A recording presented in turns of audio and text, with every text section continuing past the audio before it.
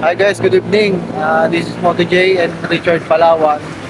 Na humihingi kami ng pasensya po sa mga gusto mag-apply sa gaganapin dito sa activation po dito sa May Rizal.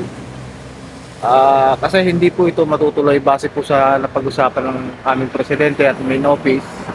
Kami po ay humihingi ng pasensya kasi ang alam ko po, ang karamihan po ay excited na para doon sa activation na yon. Maganda na po ng mga papel.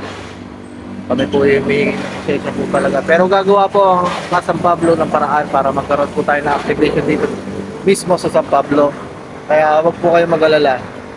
Doon po sa post ko na may activation sa Rizal, yun po ibuburahin ko na po. Kasi talagang hindi po tayo matutuloy doon.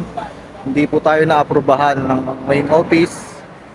Kaya kinalulungkot po namin sabihin talaga na ganun po talaga.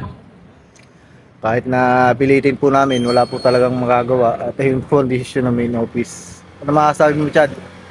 Ito mga pre, pasensya na po at hindi po tuloy ang ating onboard. Update na lang po. Mag-update na lang po kami na ako si Richard at si Moto J. Update na lang po namin. Maraming salamat po sa inyong malawak na pangunawa. Bye-bye po. Yan. Yan po, mag-update na lang po ang aming grupo sa Facebook, sa Messenger para po sa bagong onboarding po natin. Good luck po at God bless po. Ingat po. Safe ride mga pre. Peace.